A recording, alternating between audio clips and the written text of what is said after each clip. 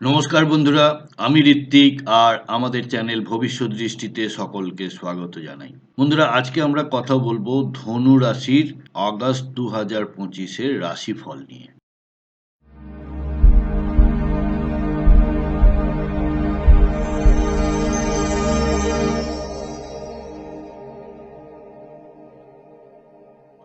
বন্ধুরা, যারা আমার চ্যানেলটি অলরেডি সাবস্ক্রাইব করেছেন তাদেরকে অসীম কৃতজ্ঞতা ও ধন্যবাদ জানাই। আর যারা এখনো করে উঠতে পারেননি তাদের কাছে বিনীত অনুরোধ, প্লিজ চ্যানেলটি সাবস্ক্রাইব করুন আর বেল নোটিফিকেশনটি প্রেস করতে ভুলবেন না। তাহলে চলুন শুরু করা যাক ধনু রাশির আগস্ট 2025-এর রাশিফল। ধনু রাশি কালপুরুষের নবমতম রাশি। এটি অগ্নিতত্ত্বের আর দতক প্রকৃতির রাশি। দেবতাদের গুরু বৃহস্পতি এই রাশির অধিপতি। আর অগাস্ট মাস মানেই হলো শ্রাবণ মাসের দ্বিতীয় ভাগ, আর শ্রাবণ মাস হলো দেবাদিদেব মহাদেবের মাস। তাই দেবাদিদেব মহাদেবের চরণে প্রণাম জানিয়ে প্রতিবেদনটি শুরু করছি। অগাস্ট মাস আরো একটা কারণে আমাদের কাছে খুব প্রিয়, সেটা হলো এই মাসেই আমরা স্বাধীনতা লাভ করেছি।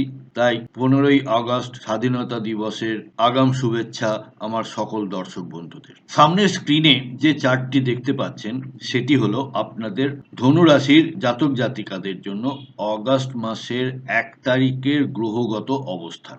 আপনারা নবমতম রাশি, তাই প্রথম ঘর যেটি সেখানে 9 লেখা রয়েছে।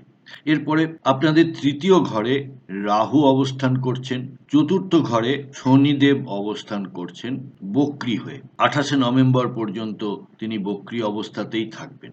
আপনাদের সপ্তম ভাবে বৃহস্পতি ও শুক্রর সংযোগ রয়েছে। অষ্টম ঘরে রবি এবং বুধের বুধাদিত্য যোগ, নবম ঘরে কেতু এবং দশম ঘরে মঙ্গল। সপ্তম ঘরে বৃহস্পতি এখন মাসের শুরুতে আর্দ্রা নক্ষত্র অর্থাৎ রাহুর নক্ষত্রে থাকবেন। 13 তারিখের পর উনি নিজের নক্ষত্র পুনর্বসুতে গোচর করবেন। আর শুক্র 21 তারিখ অবধি এই ঘরেই থাকছেন, তারপরে উনি গোচর করবেন আপনাদের অষ্টম ভাবে। আর অষ্টম ভাবে সূর্যদেব উনি 17ই আগস্ট পর্যন্ত এই ঘরেই থাকবেন, তারপর উনি গোচর করবেন আপনাদের নবম ভাব অর্থাৎ ভাগ্যস্থানে, যা কিনা ওনার নিজের ঘর। সেখানে গিয়ে উনি কেতুর সঙ্গে সংযুক্ত হবেন। আর অষ্টম ঘরে বুধ এই মুহূর্তে বক্রী অবস্থায় রয়েছে। দশম ঘর অর্থাৎ আপনাদের কর্মভাবে মঙ্গলের অবস্থান। এই মঙ্গল জাস্ট কিছুদিন আগেই অঙ্গারক যোগ থেকে মুক্ত হয়েছেন এবং সারা মাসটি এই ঘরেই অবস্থান করবেন। তো এই ছিল আপনাদের গ্রহগত অবস্থান এবং গোচর।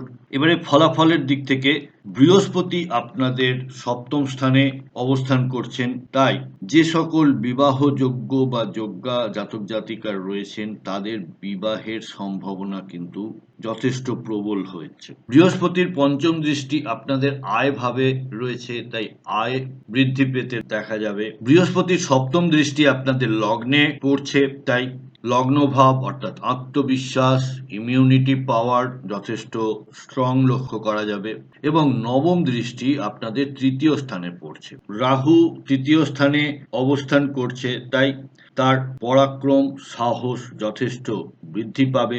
রাহুর পঞ্চম দৃষ্টি আপনার সপ্তম স্থানে পড়ছে, তাই বৃহস্পতির সপ্তম স্থানে অবস্থান করার যে ভালো প্রভাবগুলো সেগুলো কিছুটা খর্ব হতে বা কম হতে দেখা যাবে। শনিদেব আপনাদের চতুর্থ স্থানে চলছে, আপনাদের এই মুহূর্তে শনির ঢাইয়া চলছে, তাই প্রপার্টি রিলেটেড ব্যাপারে কিছুটা চিন্তা বা বিবাদ লক্ষ্য করা যাচ্ছে। শনির তৃতীয় দৃষ্টি আপনাদের ষষ্ঠ ঘরে পড়ছে, তাই এখানে ষষ্ঠ ঘর আমরা জানি রোগ ঋণ শত্রুর ঘর।